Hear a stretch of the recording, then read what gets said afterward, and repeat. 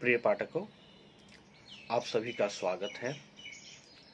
आज मैं आप लोगों के समक्ष सच्चिदानंद हीरानंद वात्स्यायन अज्ञे द्वारा रचित कविता मैंने आहुति बनकर देखा लेकर प्रस्तुत हुआ। तो आइए इन कविता की ओर अग्रसर होने से पहले कविता से जुड़ी कुछ बातों को जान लेते हैं।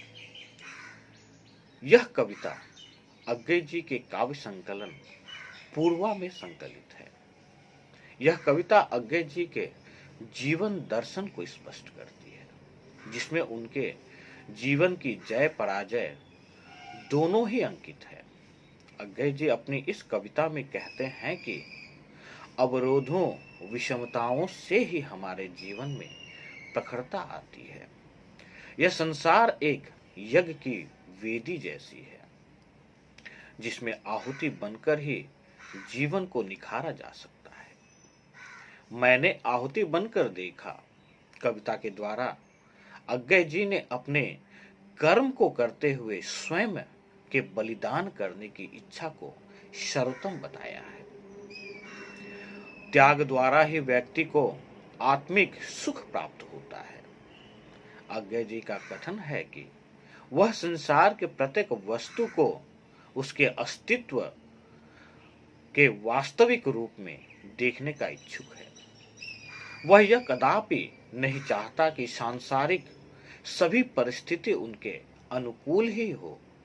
जो जैसा है उसे अज्ञे जी वैसे ही स्वीकार करते हैं। यदि किसी के जीवन में दुखों का सागर उमड़े तो मानव में उसे भी सहन करने की शक्ति होनी चाहिए।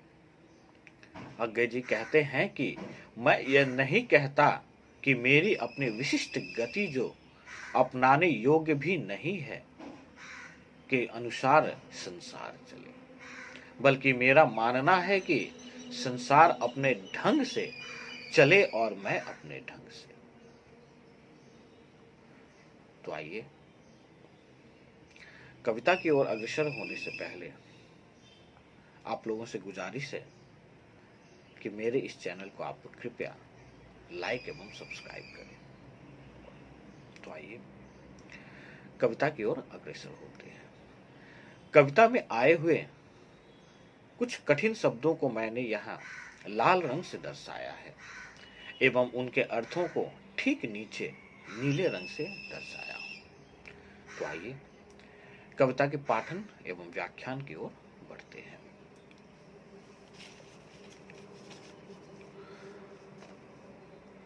मैं कब कहता हूं जग मेरी दुर्धर गति के अनुकूल बने। मैं कब कहता हूं जीवन मरु चंदन कानन का फूल बने। कांटा कठोर है तीखा है उसमें उसकी मर्यादा है। मैं कब कहता हूं वह घटकर प्रांतर का ओछा फूल बने। मैं कब कहता हूं मुझे युद्ध में कहीं न तीखी चोट मिले। मैं कब कहता हूं प्यार करूं तो मुझे प्राप्ति की ओट मिले। मैं कब कहता हूं जीवन विजय करूं मेरा ऊंचा प्रासाद बने। या पात्र जगत की श्रद्धा की मेरी धुंधली सी याद बने। पथ मेरा रहे प्रशस्त सदा क्यों विकल करे यह चाह मुझे। नेतृत्व न मेरा छिन जावे क्यों इसकी हो परवाह मुझे।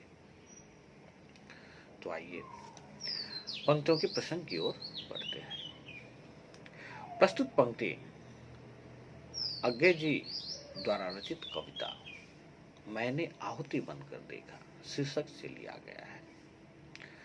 प्रस्तुत पद्यांश में मनुष्य जीवन की सार्थकता बताते हुए अज्ञे जी स्पष्ट करते हैं कि दुख के बीच पीड़ा सहकर अपना मार्ग प्रशस्त करने वाला तथा दूसरों की पीड़ा हर कर उसमें प्रेम का बीज बोने वाला व्यक्ति ही वास्तविक जीवन जीता है। पंक्तियों की व्याख्या करते हैं। प्रस्तुत पंक्तियों में अज्ञे जी स्पष्ट करते हैं कि वह अपने जीवन में किसी भी प्रकार के कष्टों से छुटकारा पाने का आकांक्षी नहीं है। वह ऐसा बिल्कुल नहीं करना चाहता है कि उसके जीवन का सूखा रेगिस्तान नंदन कानन अर्थात देवताओं के वन के समान सदैव खिले रहने वाले पुष्पों से महक उठे, बल्कि वह तो अपने जीवन के दुखों एवं कष्टों का आकांक्षी है। अज्ञे जी का मानना है कि जिस प्रकार कांटे की श्रेष्ठता उपवन के तुच्छ फूल में परिवर्तित हो जाने में नहीं, वरन अपने कठोरपन एवं नुकीलेपन में निहित है, उसी प्रकार जीवन की सार्थकता संघर्ष एवं दुखों से लड़ने में है। अज्ञे जी आगे कहते हैं कि उसने कभी ऐसा नहीं चाह रखा है कि वह युद्ध भूमि से बिना कोई चोट खाए लौट आए, क्योंकि रण में खाई चोटें तो योद्धा का श्रृंगार होता है। कभी सदैव अपने प्यार का प्रतिफल भी नहीं चाहता और ना ही वह विश्व विजेता बनना चाहता है। वह दुनिया के वैभव एवं सुविधाओं का भी आकांक्षी नहीं है। कभी अपने जीवन में इतना महान भी नहीं बनना चाहता है कि लोग हमेशा उसे श्रद्धा की दृष्टि से देखें, लोग उसे सम्मान एवं आदर के भाव से निहारते रहे। वह यह भी नहीं चाहते हैं कि उसके जीवन का मार्ग हमेशा प्रशस्त रहे, अर्थात उसके द्वारा किए गए कार्यों की सदा प्रशंसा ही हो, उसे आलोचना न सहनी पड़े। सफलता एवं श्रेष्ठता से परिपूर्ण जीवन की भी अज्ञे जी की कामना नहीं है। अज्ञे जी की यह भी आकांक्षा नहीं है कि आज जो उससे सबका नेतृत्व करने का सुअवसर प्राप्त है, वह सदा उसे के साथ बना रहे, अर्थात भविष्य में न छीने। वस्तुतः अज्ञे जी स्वयं को किसी भी ऐसी आदर्श स्थिति से वंचित रखना चाहते हैं जिसका सामान्यतः अधिकांश लोग कामना करते हैं। वह स्वयं को अपने जीवन को एक ऐसे सामान्य व्यक्ति के जीवन के रूप में जीने के लिए प्रस्तुत करना चाहते हैं, जो परहित की चिंता से व्याकुल हो, जो दूसरों के दुख को अपना समझ सके, उसे दूर करने की कोशिश करे, जो अपने देश एवं समाज के हितों की पूर्ति करने में काम कर सके। तो आइए अगली पंक्ति की ओर बढ़ते हैं। मैं प्रस्तुत हूं चाहे मेरी मिट्टी जनपद की धूल बने, फिर उस धूली का कण कण भी मेरा गतिरोधक सूल बने। अपने जीवन का रस देकर जिसको यत्नों से पाला है, क्या वह केवल अवसाद मलिन झरते आंसू की माला है। वे रोगी होंगे प्रेम जिन्हें अनुभव रस का कटु प्याला है, वे मुर्दे होंगे प्रेम जिन्हें सम्मोहनकारी हाला है। मैंने विदग्ध हो जान लिया, अंतिम रहस्य पहचान लिया। मैंने आहुति बनकर देखा, यह प्रेम यज्ञ की ज्वाला है। तो आइए पंक्तियों के प्रसंग की ओर बढ़ते हैं। प्रस्तुत पद्यांश में अज्ञे जी कहते हैं कि जीवन की वास्तविक सार्थकता कष्टों, विघ्न बाधाओं तथा विरोधी परिस्थितियों के साथ संघर्ष करने में ही निहित है। तो आइए पंक्तियों की व्याख्या करते हैं।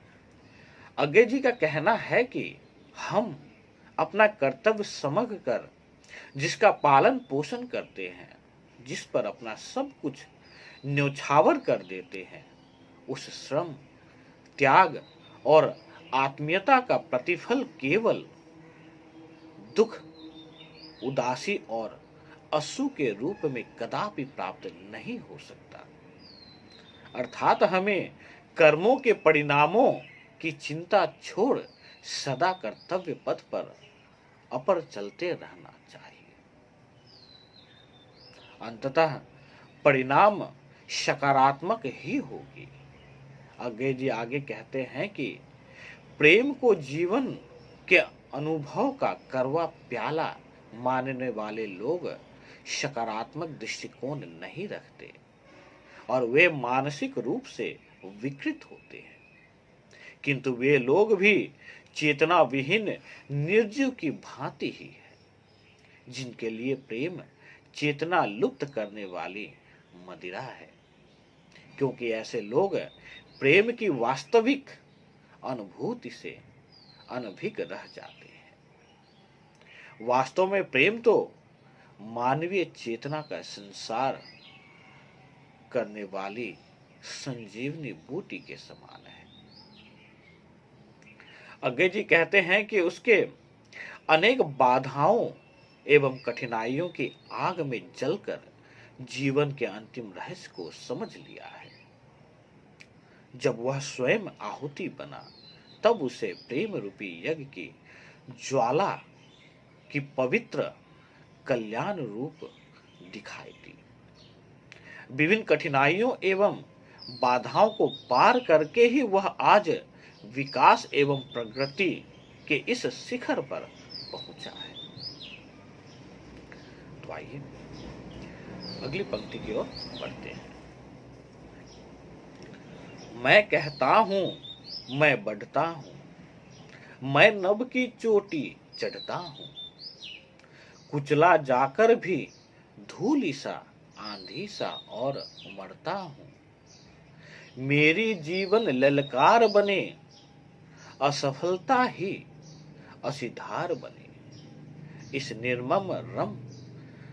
निर्मम रन में पगबग का रुकना ही मेरा वार बने।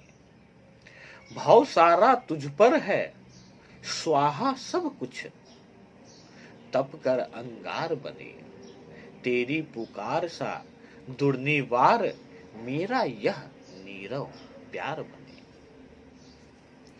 तो आइए अगली पंक्ति की ओर बढ़ते हैं, माफ करें, प्रसंग की ओर बढ़ते हैं। प्रस्तुत पद्यांत पे जीवन के कठिन संघर्षों से हार मानकर उनसे उत्साहपूर्ण जूझने की प्रेरणा दी गई है। तो आइए पंक्तियों की व्याख्या करते हैं। प्रस्तुत पंक्तियों में अज्ञे जी धूल से प्रेरणा लेते हुए कहते हैं कि जिस प्रकार धूल लोगों के पैरों तले रौंदी जाती है, फिर भी वह हार नहीं मानती और उल्टे आंधी का रूप धारण कर रौंदने वालों को ही पीड़ा पहुंचाने लगती है, उसी प्रकार मैं भी जीवन के संघर्षों से पछाड़ खाकर कभी हार नहीं मानता और आशान्वित होकर अर्थात उत्साहित होकर आगे की ओर बढ़ता ही जाता हूं। यह कहने का भाव यह है कि मुश्किलों का सामना करके ही सफलता को प्राप्त किया जा सकता है। अज्ञे जी आगे अपनी अभिलाषा को उजागर करते हुए कहते हैं कि मेरा संघर्ष पूर्ण जीवन चुनौती देने की पुकार बन जाए। मेरे जीवन में मिली असफलता मेरे लिए तलवार की धार बनकर सफलता की राह को निष्कंटक बना दे और जीवन रूपी कठिन संग्राम में रह रह कर रुक जाना ही उसका प्रहार बन जाए। इस प्रकार यहाँ अज्ञे जी जीवन की बाधाओं एवं असफलताओं को ही अपनी शक्ति बनाकर और उनसे प्रेरणा लेकर सफलता प्राप्त करने के लिए संकल्पित दिखता है। अंततः अज्ञे जी ईश्वर के प्रति आभार व्यक्त करते हुए कहते हैं कि मैं अपनी हार, असफलता सहित अपना सारा संसार ही तुम्हें समर्पित कर रहा हूं। मैं चाहता हूं कि मेरे द्वारा तुम्हें आहुति रूप में समर्पित की गई सारी वस्तुएं अग्नि बनकर मेरे जीवन रूपी यज्ञ को पूर्ण करने में सहायक बन जाए। साथ ही साथ मेरा यह मौन प्रेम भी तेरी पुकार की तरह ही अति प्रभावशाली होकर परम विस्तार को प्राप्त कर ले। इस प्रकार अंततः मैं यह कहना चाहूंगा कि अज्ञय जी ने अपने इस कविता में संसार को ज्यों का त्यों अपनाना चाहते हैं, चाहे वह सुख हो या कष्टों का पल, या यूं कह सकते हैं कि अज्ञय जी की सांसारिक परिस्थितियों के अपने अनुकूल करने के विरोधी हैं। वह प्राकृतिक अनुकूल तथा प्रतिकूल सभी परिस्थितियों को ठीक उसी प्रकार अपनाने के अभिलाषी हैं। वे किसी बनावटी प्रकृति या जीवन को अपनाना नहीं चाहते हैं। ईश्वर ने उन्हें जैसा दिया है, चाहे वह सुख हो चाहे दुख, चाहे जैसी भी परिस्थिति क्यों ना हो, वह उन्हें उसी प्रकार से जीना चाहते हैं। इस प्रकार मैं आशा करता हूं कि मेरे द्वारा दिया गया आज का यह व्याख्यान आप लोगों के लिए सार्थक सिद्ध हो, एवं आप लोगों से गुजारिश है कि अब तक अगर आप लोगों ने मेरे इस चैनल को सब्सक्राइब नहीं किया है तो कृपया लाइक एवं सब्सक्राइब करें, ताकि यूं ही आप लोगों की सेवा में लगा रहूं। आज के लिए इतना ही। धन्यवाद।